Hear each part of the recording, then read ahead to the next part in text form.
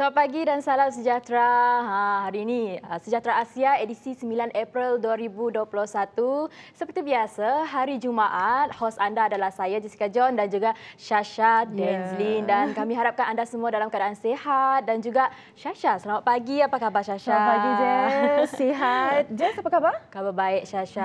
Nampak berseri-seri hari ini. Ya, hari ini bersemangatlah sikit. Hari Jumaat kan. Ya, betul. Itu hari Jumaat bersamaan dengan 27 Syaban 1442 Hijriah, dan juga ini bermaksud tak lama lagi kepada para muslimin akan menyambut bulan Ramadan. Betul, bulan Ramadan awal ya. Pada hari apa tu Shasha? Hari pada Selasa hari Selasa.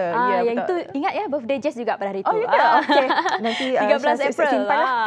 Betul, cun-cun terkena pada awal Ramadan. Ya, betul. Dan juga Shasha, hari ini kita bawakan tetamu yang sangat istimewa, iaitu kita sangat berbesar hati menjemput beliau ke set studio Sejahtera Asia. Nak tahu apa topiknya, tapi anda kena tetap setia bersama kami selama 1 jam. Kami akan bersiaran sehingga 8.30. Di mana? Tetap di Sejahtera Asia, iaitu di channel saluran 122 Astro dan juga My Freeview. Dan juga jangan lupa bagi siapa-siapa yang terlepas menonton Sejahtera Asia live pada hari ini, pada sekarang, jangan risau, kamu semua boleh mencari kami di dalam YouTube. Search sahaja Sejahtera Asia. Betul, dan juga jangan lupa ikuti kami di social media. Siapa yang belum mengikuti itu, type saja di Instagram dan juga Facebook Sejahtera Asia. Dan kepada anda yang breakfast pagi ini, breakfast apa, minum apa, kongsikan kepada kami #Sejahtera Asia.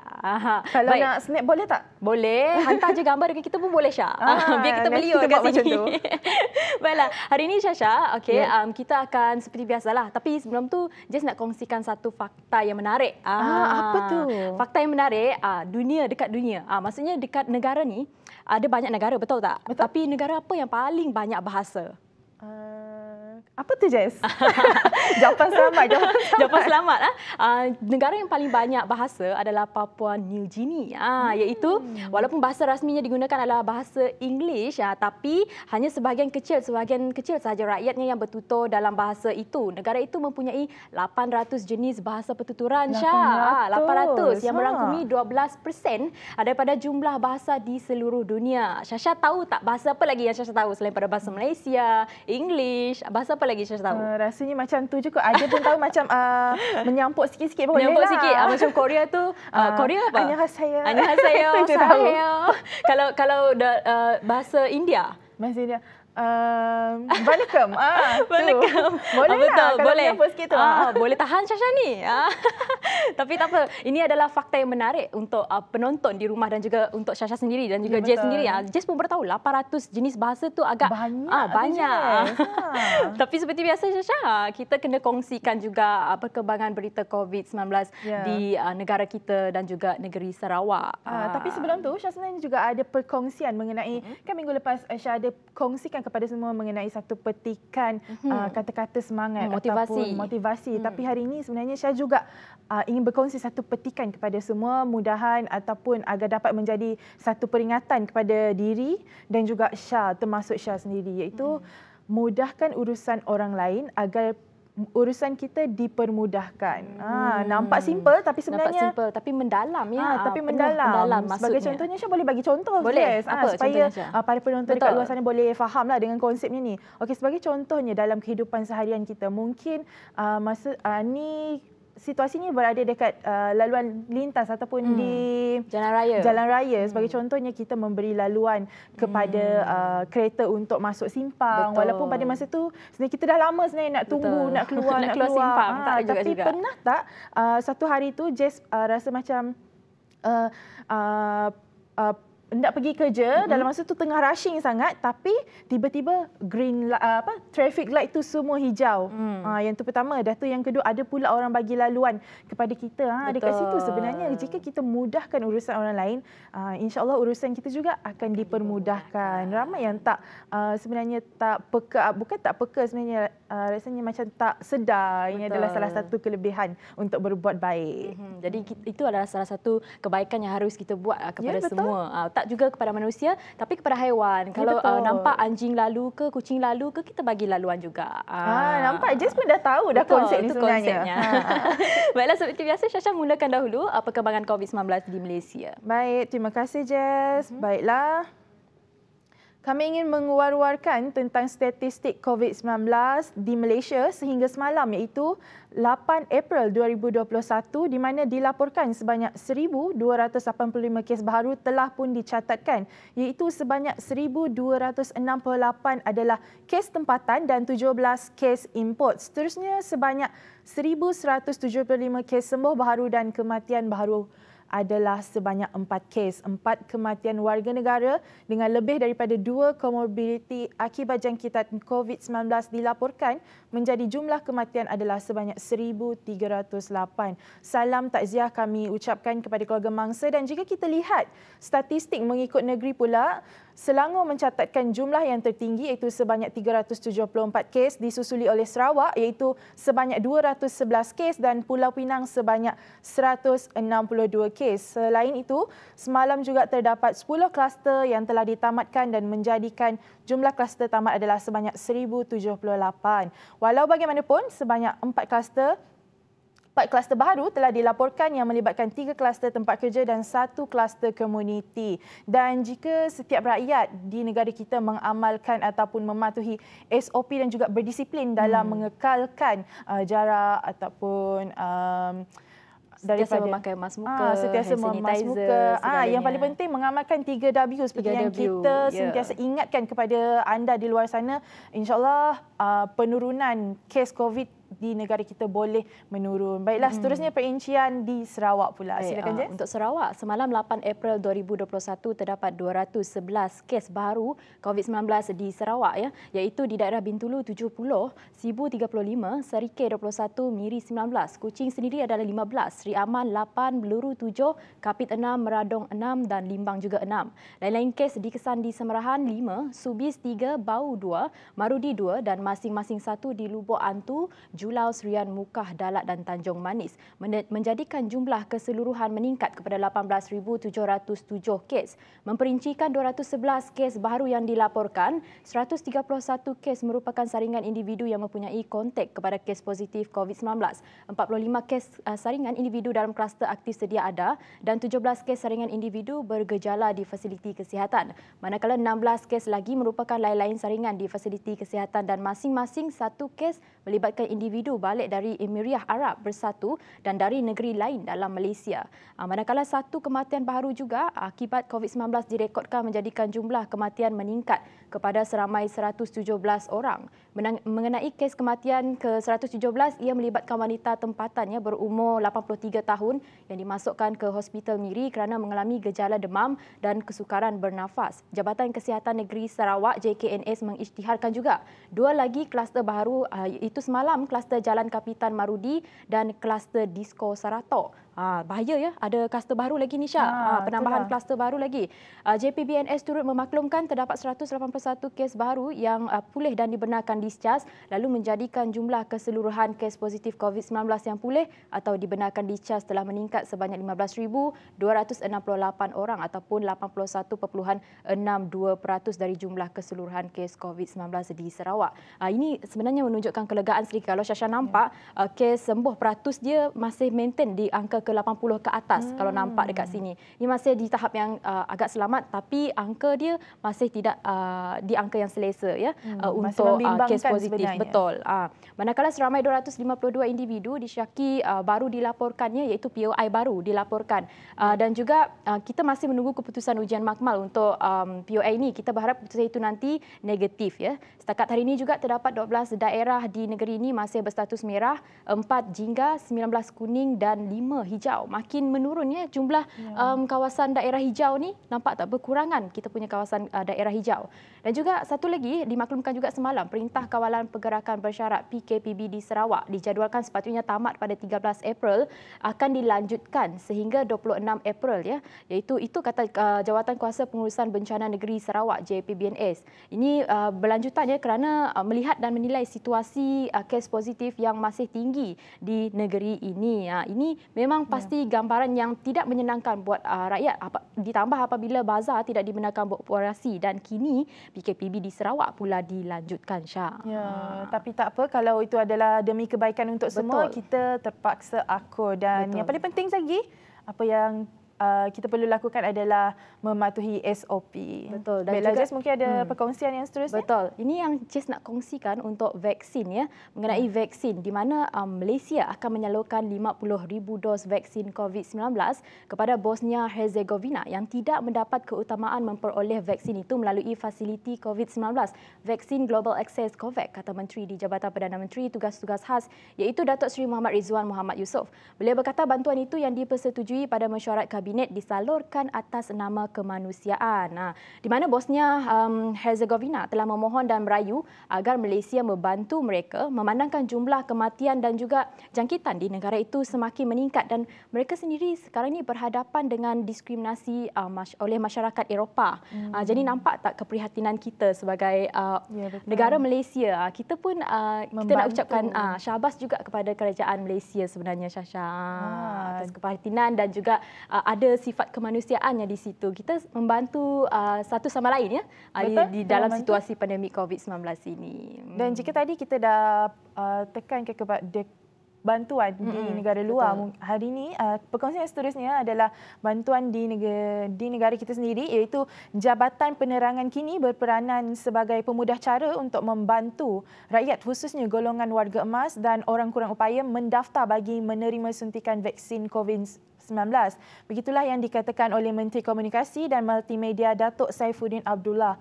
Menurut beliau lagi, pegawai jabatan yang berada di setiap daerah akan mendekati golongan tersebut di kawasan masing-masing. Tujuannya adalah untuk memberi tumpuan untuk pendaftaran sama ada melalui aplikasi MySejahtera kerana untuk memastikan agar semuanya berdaftar dan mendapat vaksin. Dan selain itu juga, beliau juga menasihati agar orang ramai tidak terpengaruh dengan berita daripada mereka yang golongan anti-vaksin dan elakkan menyebar berita palsu. Jika tidak pasti, jangan kongsi. Itu yang penting sebenarnya. Betul. Okey, baik, seterusnya Syasha, sebab kita tahu hari ini kita ada tetamu yang istimewa ya. Betul. Kita akan bersama dengan Yang Berhormat Dato' Haji Len Talif Saleh, di mana kita akan mengangkat topik Sarawak Delta Geopark. Nak tahu apa? Nak tahu apa? Dan juga kalau boleh bagi tips sikitlah, Syasha ni pernah pergi dekat Bakau Park tak? Bakau National Park tu. Pernah Jess? Kalau Jess? Jess memang pergi, setiap ada gambar lagi. Yang salah satu tempat tu nanti, okey, ada satu tempat tu itu ada kaitannya dengan geopark. Kita nak tahu lebih lanjut, nanti kita akan bersama dengan tetamu undangan kita iaitu YB Dato' Haji Len Talif Saleh. Berdebar-debar tak rasa nak jumpa beliau sebenarnya. Tapi tak apa, untuk penonton Sejahtera Asia kami akan bawakan kepada anda. Jadi jangan ke mana-mana, teruskan bersama kami hanya di Sejahtera Asia.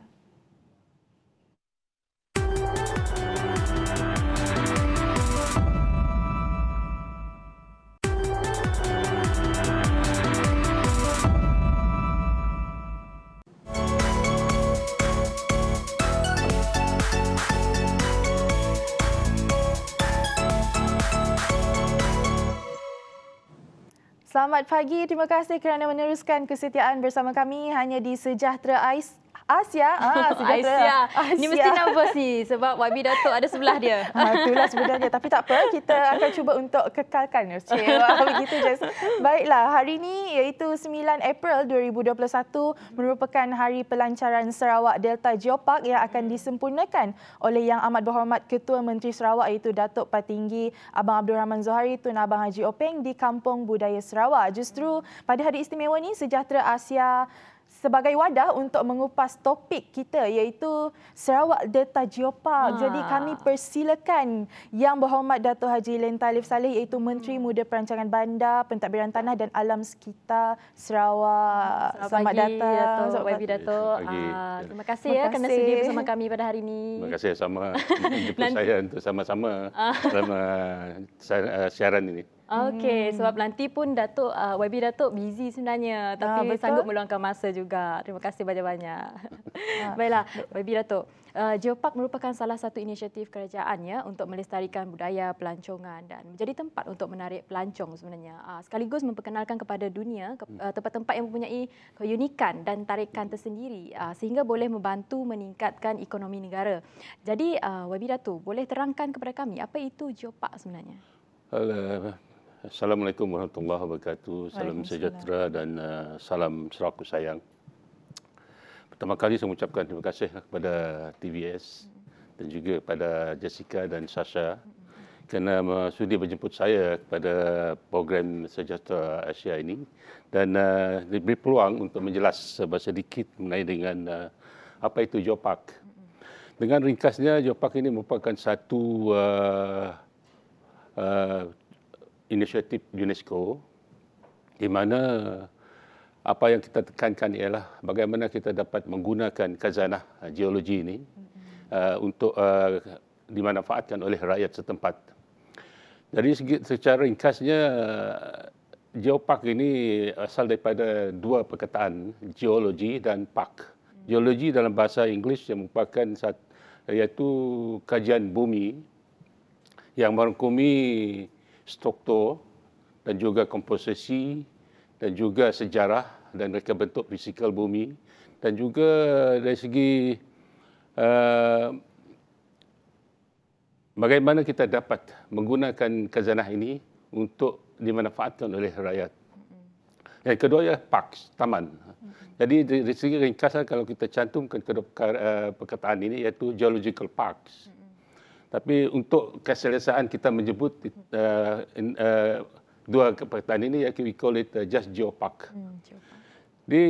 Dalam inisiatif UNESCO ini, apa yang ditekankan ialah dari segi bagaimana, seperti yang telah saya katakan tadi, bagaimana kita dapat memanfaatkan geologi khazanah ini dengan untuk menggunakan khazanah ini dengan tidak untuk memelihara dan pemeliharaan geologi untuk masyarakat setempat. Oleh sebab itulah, dari segi konsep inisiatif Geopark ini boleh dikirakan masih baru. Ia bermula daripada tahun 2001, lebih kurang 20 tahun yang lepas. Dan ia bermula daripada inisiatif NGO yang kebanyakan mereka ini mempunyai latar belakang geologi. Geologis lah dalam bahasa Inggeris dia.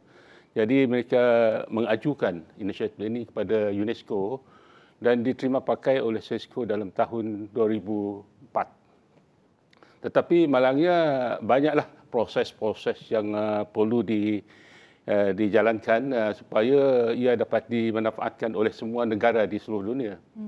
Jadi alhamdulillah hanya dalam tahun 2015 SESCO telah sebulat suara UNESCO, United Nations Education Scientific Conservation Organization telah bersetuju untuk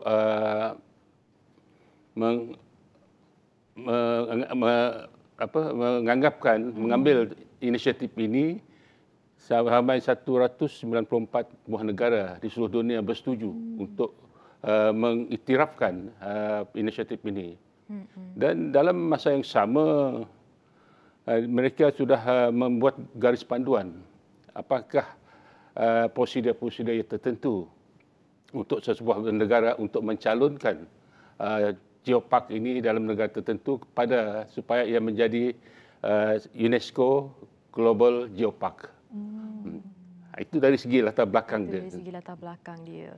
Jadi kalau kita lihat di Malaysia ini pula, kita mempunyai 3 yang sudah diiktiraf di peringkat antarabangsa oleh itu UNESCO Global Geopark iaitu Langkawi, dan di Perak, dan di Kedah, dan juga terakhirnya di Kota Kinabalu, Mount Kinabalu. Belum ada lagi di Sarawak. Jadi alhamdulillah pada hari ini insya-Allah di petang nanti yang seperti yang telah dimaklumkan kita akan melihat pelancaran Geopark Sarawak Delta Geopark yang akan dilancarkan oleh Yang Berhormat Ketua Menteri. Oh, maksudnya Yang Berhormat, kalau untuk pelancaran nanti baru kita tahu area mana sebenarnya diciri-cirikan sebagai geopark ni ya. Ya, area mana, tapi saya boleh memberikan gambaran pada hari ini juga, tapi kalau saya berikan gambaran keseluruhannya tidak ada elemen lagi lah. Terkejut lagi. Okey, jadi Yang Berhormat, sejak bila cadangan Sarawak Delta Geopark ini diilhamkan? Sebab kita tahu tadi seperti yang Yang Berhormat maklumkan, badan UNESCO ya yang mengiktirafkan sebenarnya Sarawak Geopark Delta ni. Kalau dilihat dari segi konteks Malaysia, kita memulakan inisiatif Geopark ini oleh Badan NGO Geologis pada tahun 1996. Itu lama sebelum UNESCO mengadaptasikan konsep ini. Jadi bagi Sarawak, kita mula mengajukan kepada UNESCO dalam tahun 2009. Pada masa itu saya adalah pengarah Jabatan Hutan. Saya sendiri yang mengajukan kepada kerajaan pusat melalui kerajaan negeri untuk mencalonkan Sarawak Geopark ini sebagai geopark kebangsaan dulu. Lepas itu akan dimajukan kepada UNESCO Global Geopark 2009. Jadi proses ini agak lama untuk direalisasikan seperti 2009 sampai sekarang. Ya, 2021. 12 tahun sudah berlalu. Betul. Hanya tahun lepas 2019 baru kerajaan negeri mengiktiraf ataupun bersetuju untuk mencalonkan Sarawak Delta Geopark ini kepada peringkat kebangsaan. Itu pun kita akan calonkan kepada UNESCO lagi pada tahun 2023 untuk menjadikan UNESCO Global Geopark. So yang proses yang lama supaya kita mahu pastikan apa yang kita buat ialah akan at the end of the day memberi manfaat kepada rakyat yang bermestautin ataupun yang tinggal di tempat berkenaan. Nampak tak, Jess? Satu perubahan yang hendak dilakukan memerlukan satu jangka masa yang panjang sebenarnya dan memerlukan perancangan yang teliti seperti apa yang telah dinyatakan oleh Yang Berhormat tadi. Dan boleh tak kami tahu apakah antara objektif penubuhan geopark ni sebenarnya? Objektif seperti yang telah saya tekankan tadi dari segi awal ialah kita gunakan inisiatif ini untuk memelihara khazanah geologi setempat. Dan dalam masa yang sama, bagaimana masyarakat setempat dapat manfaat daripada geologi yang ada. Kalau kita lihat dari segi sejarah, kita kenal dari segi national park. Park yang ada yang apa kita faham ialah tumbuh-tumbuhan, flora and fauna. Tapi yang kali ini ialah park dengan batu dia.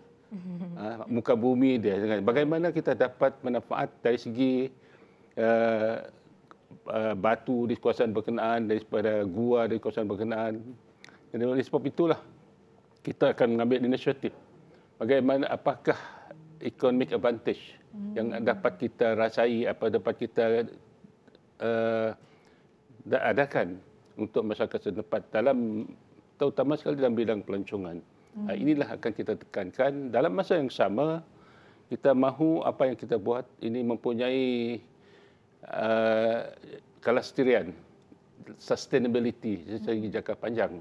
We don't want to do something, kita tidak mahu membuat sesuatu ialah untuk setahun, 2 tahun, tapi ia akan terus pada satu generasi kepada sesuatu yang akan datang. Itulah manfaat dia. Manfaat dia. Dan masa sama kita tidak dapat menghancurkan apa yang ada. Khazanah-khazanah ini. Ada sustainability, itu yang penting.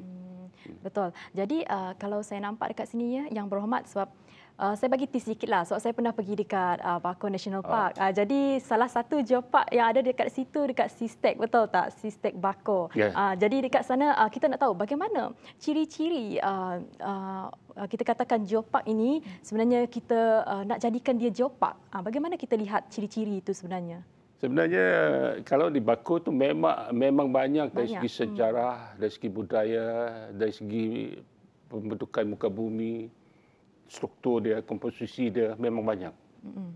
Bagaimana Bako National Park itu, by the way, Bako National Park ini merupakan national park yang pertama yang dibuatkan di Sarawak tahun 1957.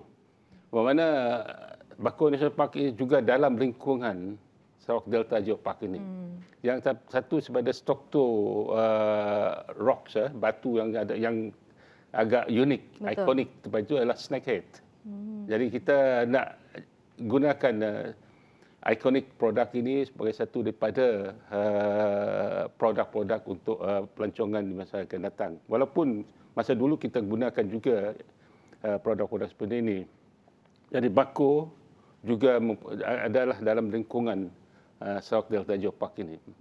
Kita gunakan istilah Sarawak Delta Geopark ini ialah kerana kita mahu mengangkatkan nama Sarawak sebagai satu produk yang di mana harus dikenal seluruh negara, seluruh dunia. Dan Delta merupakan, kalau kita di Sarawak ini, kita hanya tahu Rajang Delta. Betul. Ya. Tapi sebenarnya Muara Tebas dan Muara Sungai Sarawak ini merupakan satu delta, banyak pulau. Itulah kita mengambil nama Sarawak Delta Geopark. Merupakan satu dalam Sarawak, dalam Malaysia ini sahaja satu. Itu yang unggul, delta yang unggul geopark di seluruh Malaysia. Kerana keempat geopark ini dia ada di gunung dan sebagainya.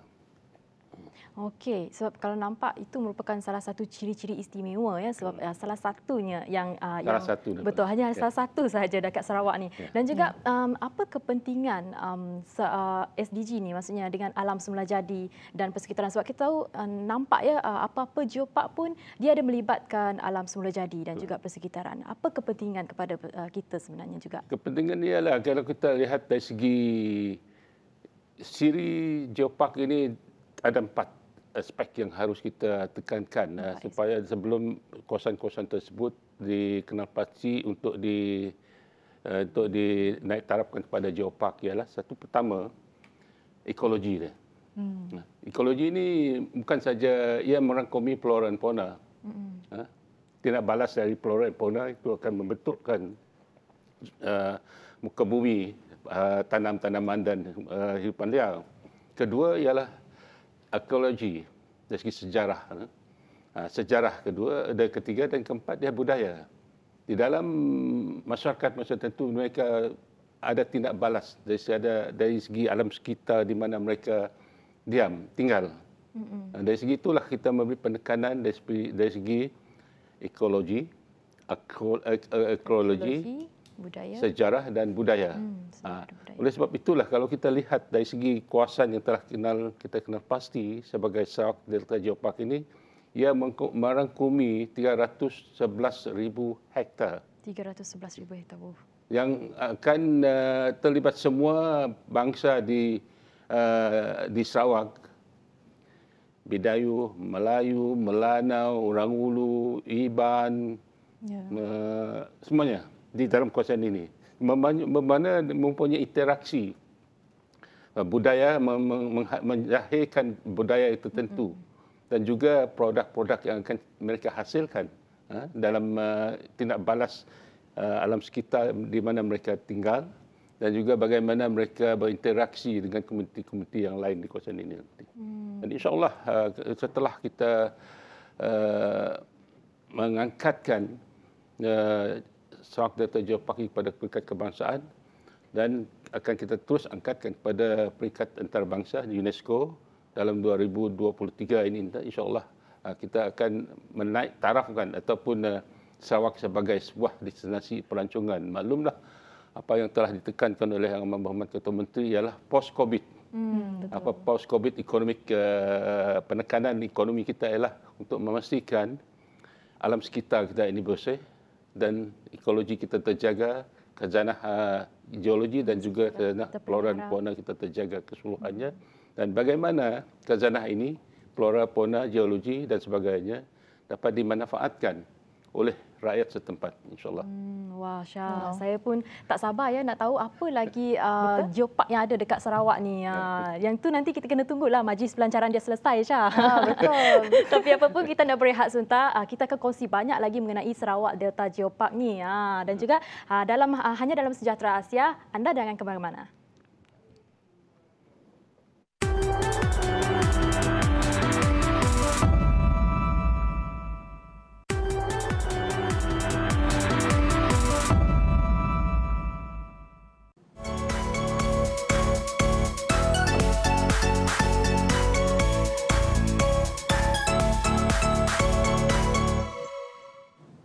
Terima kasih kerana bersama kami di Sejahtera Asia. Baiklah, topik yang kita akan kupaskan hari ini adalah mengenai Sarawak Delta Geopark, iaitu seperti yang kita telah dengar tadi, Yang Berhormat ada membincangkan mengenai dan menyentuh sebenarnya apakah Sarawak Delta Geopark ini, iaitu yang merangkumi budaya, ekologi, sejarah dan juga sebenarnya ingin saya mengetahui bagaimanakah Sarawak Delta Geopark ini membantu dalam menambah baikkan aktiviti sosial ekonomi setempat. Setelah kerajaan negeri bersetuju untuk mengadakan Sarawak Delta Geopark ini, kita telah menubuhkan 4 jawatankuasa di mana setiap jawatankuasa ini mempunyai tugas-tugas tertentu. Pertama, dari segi struktur dia, lalu dari segi pelancongan budaya, dari segi research and development dan conservation yang diterajui oleh Jabatan Hutan, dari segi pelancongan dan warisan yang diterajui oleh Permanent Secretary Ministry of Culture, Ministry of Culture, Tourism and Culture, dan juga dari segi community engagement yang diterajui oleh residen bahagian Kuching, dan keempatnya diterajui oleh Kementerian Sumber Asli. Jadi apa yang kita buat pada hari ini merupakan satu pendekatan keseluruhannya. Sebelum itu saya nak terangkan, setelah kita mengangkatkan kawasan ini kepada Sarawak Delta Geopark, sebenarnya ia tidak akan menjejaskan perancangan-perancangan awal ataupun guna tanah yang telah dirancang atau telah dilaksanakan oleh kerajaan negeri. Sebenarnya Geopark ini merupakan satu complementary kepada apa yang telah kita rancangkan sebelum ini. Jadi oleh sebab itulah penekanan ke atas Geopark ini ialah bagaimana masyarakat setempat boleh terlibat di dalam penggunaan khazanah geologi ini untuk mereka menaik taraf sosioekonomi mereka. Yeah. Oleh sebab itulah kita akan bekerjasama dengan agensi-agensi kerajaan pusat dan juga kerajaan negeri supaya dari segi pendekatan penglibatan masyarakat setempat ialah menyeluruh, terutama sekali dari segi pembangunan wilayah secara bersepadu. Seperti yang telah saya tekankan tadi, tiap-tiap tindakan kita ini seharusnya tidak akan memberi impak negatif kepada alam sekitar di mana mereka ada. Sama ada dari segi flora dan fauna ataupun dari segi, maklumlah kalau kita lihat dari cuaca iklim yang kita hadapi pada hari ini, perubahan iklim banyak memberi impak negatif kepada tempat kita menghadapi banjir, kita menghadapi kemarau dan sebagainya. Oleh sebab itulah penggunaan khazanah geologi ini ataupun flora dan fauna ini haruslah diurus secara profesional, secara saintifik supaya apa yang kita dapat manfaatkan ialah secara berterusan, bukan untuk masa yang pendek saja. Itulah penekanan kepada Geopark ini nanti, insya-Allah. Dan juga Yang Berhormat, bagaimana untuk kita pastikan ataupun kita nak mengekalkan yang Geopark ini tetap berada dalam keadaan yang baik ataupun selamat untuk para pengunjung datang? Pertama, kita harus bekerja tiap-tiap agensi kerajaan sama ada di peringkat pusat, persekutuan dan juga negeri harus mempunyai satu matlamat, iaitu untuk memastikan we are on the same wavelength, the same objective. Dan kita mempunyai kaedah-kaedah yang tertentu dalam bagaimana kita dapat menggunakan khazanah-khazanah ini secara mapan, secara lestari. Pertama, dari segi we have to educate, dari segi memberi pendidikan, memberi pendedahan. Bukan saja dari segi awal, dari sekolah lagi. Kita sudah berinteraksi dengan pelajar-pelajar di peringkat rendah menerusi daripada NREB, Jabatan DOE, Department of Environment, SFC, Sarawak Forestry Corporation, Jabatan Hutan, Geoscience dan semuanya. Setiap agensi kerajaan ini mempunyai tugas dan tanggungjawab tertentu. Ultimately, mereka adalah agensi yang bertanggungjawab, agensi teknikal yang mempunyai perkara-perkara tertentu dalam mengendalikan aset-aset ini. Supaya ilmu knowledge ataupun skill kemahiran ini dapat dikongsikan bersama dengan warga ataupun mereka yang tinggal di kawasan-kawasan tertentu. Nampak tak Syah? Nampak makin ingin tahu ya. Dan juga sebab kita tahu yang Delta Geopark ni memang ada banyak khazanah dia dan juga sejarah dia, budaya dan sebagainya. Ada tak perancangan untuk mendedahkan atau memperkenalkan dalam sistem education? Memang sudah ada. Kalau kita dari dulu sebelum Geopark ini kita beri penekanan, sebenarnya kita sudah membuat perancangan lama sudah. Seperti yang telah saya katakan tadi, the first National Park di Sarawak telah diwatakan dalam tahun 1957. Nabarko National Park.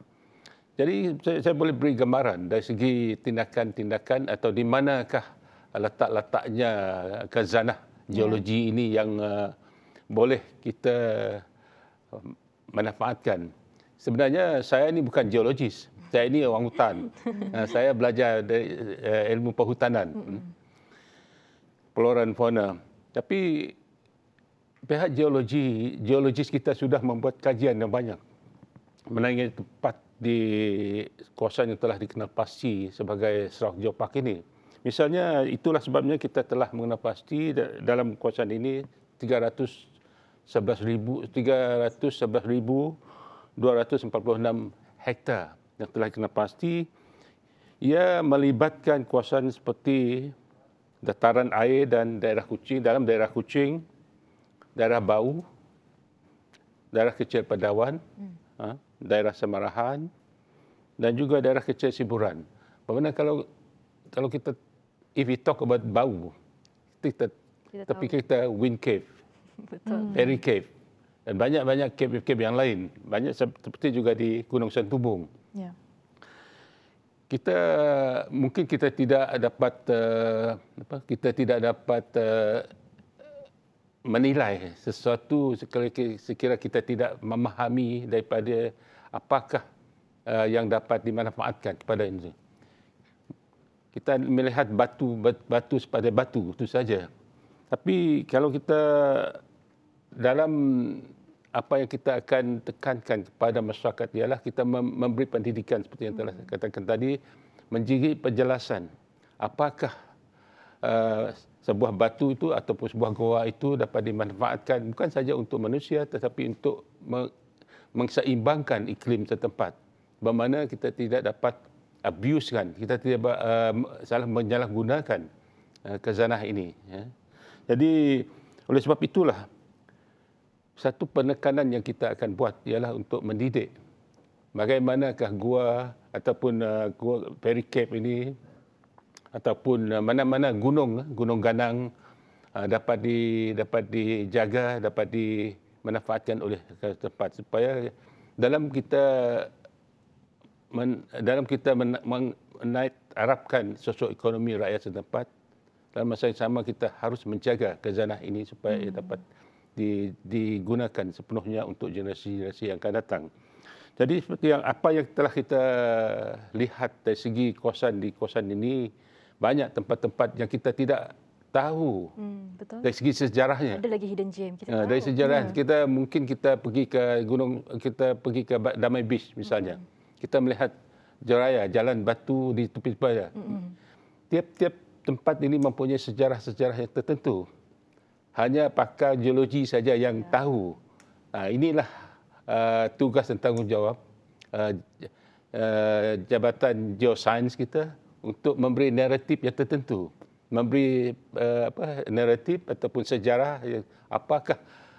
apakah benda itu. Betul. Supaya kita seperti kata kita tak kenal masa tak cinta. Ya. Jadi oleh sebab itulah pendidikan itu merupakan satu pendekatan yang terbaik untuk kita sama-sama mendidik masyarakat supaya sama-sama kita menjaga khazanah ini. Tak kenal masa tak cinta. So that is the keyword that we need to. Yang itu saya sangat-sangat setuju. Kalau tak kenal, tak cinta. Tak cinta. Dan sama juga sebenarnya kita di Sejahtera Asia sebenarnya antara salah satu platform yang memberi kenalan ataupun memberi info-info ataupun maklumat mengenai Sarawak Delta Geopark ni agar mereka lebih tahu, dan termasuk saya juga, termasuk Jess juga sebenarnya. Betul, sebab yang ini sebenarnya Geopark ni sebenarnya adalah memang kita tahu sejarah, tapi bukan hanya untuk educate kita punya local people saja, tapi luar daripada negara sebenarnya untuk promosi. Betul, untuk promosi dan juga kita nak memperkenalkan bahawa kita punya negara ni ada keindahan, ada keindahan, kalau kita simpan-simpan tak nak bagi orang tahu sebenarnya. Betul. Jadi kita nak tahu lagi, Syah, apa mungkin cabaran ataupun kekangan yang dihadapi kerana mengapa mengambil masa yang begitu agak lama. Mungkin ada perancangan yang sangat-sangat spesifik yang perlu diperaturkan selepas ini. Jadi kita berehat dahulu, jangan ke mana-mana, hanya dalam Sejahtera Asia.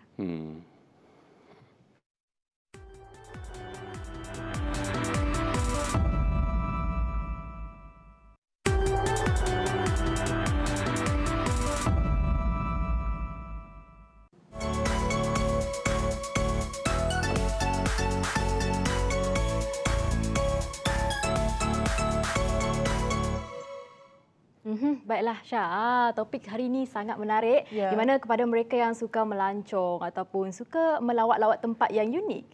Ini adalah salah satu sebenarnya pendedahan yang baik buat mereka kerana mereka akan explore sesuatu yang baru sebenarnya, Syah. Jadi tanpa membuang masa, kita masih lagi bersama dengan Yang Berhormat Datuk Lens Alif Taleh. Jadi Yang Berhormat, kita nak tahu apa antara cabaran atau kekangan untuk memperkenalkan Sarawak Delta Geopark ni kerana ianya dikatakan mengambil masa yang agak panjang. Ya, kalau kita lihat dari segi proses perjalanan tadi memang kira panjang. Betul. Tapi in relative term, ya masa pendek. Kalau dari segi konteks geologi, they talk in term of berjuta tahun.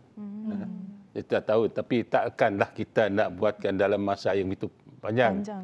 Jadi dalam konteks manusia, cabaran yang akan kita hadapi, telah kita hadapi dalam proses inilah untuk dari segi pemahaman, dari segi the pro and con, dan dari segi our budaya kita, dari segi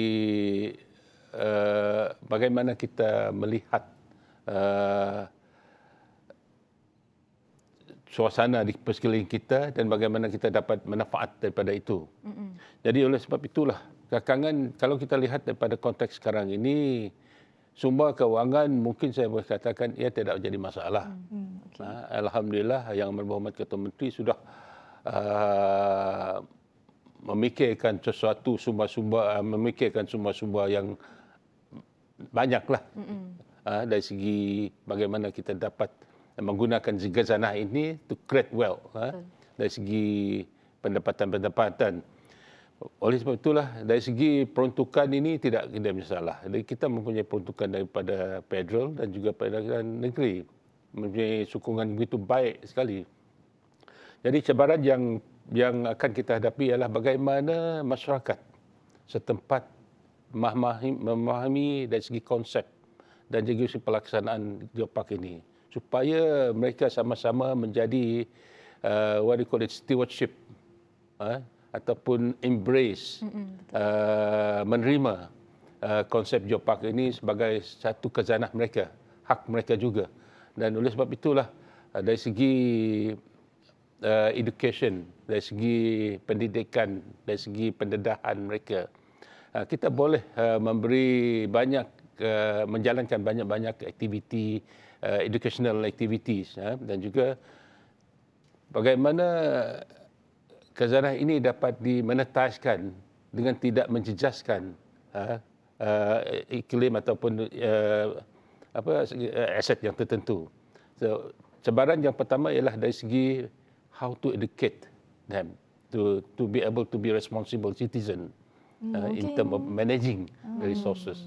Mungkin Yang Berhormat boleh kaitkan antara pemikiran civic dengan alam sekitar. Ya, memang itulah memang ada correlation, memang ada connection dari segi pertama culture kita, budaya kita. Kedua dari habit kita. Kalau kita habit kita dari segi civic kita kurang dari segi itu, kita akan tidak akan memberi penekanan dari segi untuk melihat khazanah ini sebagai khazanah kita bersama. Jadi penekanan kepada civic management adalah satu daripada cabaran-cabaran yang sebab itulah kita bermula daripada awal, daripada sekolah untuk mendidik anak-anak sekolah sampai semua kepada masyarakat.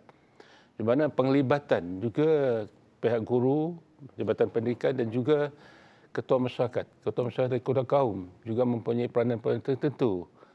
Sambil juga itulah apa yang telah katakan tadi, penglibatan semua agensi kerajaan, jabatan kerajaan adalah penting. Jadi each and every one of us mempunyai tanggungjawab tertentu untuk memastikan khazanah ini khazanah kita bersama. Mana-mana tindak balas yang negatif akan juga ada impact pada kita semua. Oleh sebab itulah everybody have to embrace the concept of conservation dan juga bagaimana kita dapat menggunakan khazanah ini secara yang terbaik. Sometimes we call it bioheritage. We talk about biodiversity. Bioheritage is also a concept di mana kita dapat menggunakan khazanah ini untuk dimanfaat kita bersama. Yang Berhormat, yang ni memang bukan mudah ya, sebab memang memainkan peranan semua pihak, badan organisasi yang lain sebenarnya. Namun apapun, ini adalah satu usaha yang sangat kita katakan sangat baik dan juga di peringkat kita lah, di peringkat Malaysia ni. Bagaimana terfikirnya dalam musim pandemik ini juga terdetik untuk melancarkan Sarawak Delta Geopark pula? Inilah satu kita lihat daripada pensediaan awal. Kita melihat dari segi sebenarnya seperti yang telah saya katakan tadi, kerana proses ini sudah mengambil begitu lama, dalam 2009 sudah kita bermula, bagaimana 12 tahun sudah berlalu, dan dalam keadaan yang sama, keadaan yang kita hadapi pada hari ini, seperti yang telah ditekankan oleh Yang Berhormat Ketua Menteri, we have to be ready with the post-COVID, insyaAllah. Jadi bagaimana perancangan apa yang kita buat pada hari ini merupakan satu landasan, satu pendekatan yang baik supaya kalau kita lihat dari segi ekoturism, tourism yang akan bergerak, yang akan become very active dalam satu tahun dan 2 tahun yang akan datang. Jadi bagaimana kita sudah bersedia untuk menyediakan prasarana ini untuk melibatkan bukan saja untuk pelancong di dalam negeri, tetapi untuk mereka datang ke negara kita dari luar negara. After kita kena lockdown dalam setahun 2 ini, memang everybody excited, eager to go out. Betul. InsyaAllah, bagaimana kita harus bersedia pada hari ini supaya setelah insyaAllah dalam tahun yang akan datang dan tahun yang seterusnya, kita sudah dapat menerima ramai-ramai pelancong dari dalam ataupun luar negara untuk datang untuk menikmati melihat khazanah-khazanah kita ada. Jadi inilah satu perancangan pendekatan yang sebaik-baiknya lah. Betul. Yang Berhormat, sekaligus sebenarnya kita tidak dapat pergi jauh ke luar negara sekalipun. Yang ini sebenarnya adalah pendekatan yang terbaik sebenarnya. Sangat-sangat membantu bagi mereka yang dah lama sangat nak keluar sebenarnya untuk mengunjungi. Betul. Semua rasa nak pergi melancong. Tapi tak tahu nak pergi mana dan juga membimbangkan keselamatan mereka sendiri. Tapi nampak tak je dalam masa yang sama persediaan ini sebenarnya dah dilakukan sebelum betul, ni. Sebab tu dia agak mengambil proses agak lama. Kita boleh merasainya mungkin selepas pandemik ini. Betul. Sebab persediaan dan proses yang agak lama itu menjadikan mereka bersedia apa-apa pun cabaran yang telah mereka hadapi sekarang ini, walaupun berdepan pandemik COVID-19. Setuju tak? Setelah peluang ini dibuka nanti, itulah saya berbalik dari Mulu. Yang Berhormat sudah melancar broadband di Mulu dan di Long Trawan. Satu daripada pendekatan yang kita ambil pada hari ini seperti yang telah ditekankan oleh Yang Berhormat Ketua Menteri adalah untuk menyediakan prasarana atau infrastruktur telekomunikasi. Jadi pada hari ini juga kita membuat pendekatan itu juga untuk memastikan konektiviti. Betul. Bukan saja dari segi jalan raya, jambatan, tapi konektiviti dari segi telekomunikasi ini sedang berjalan juga.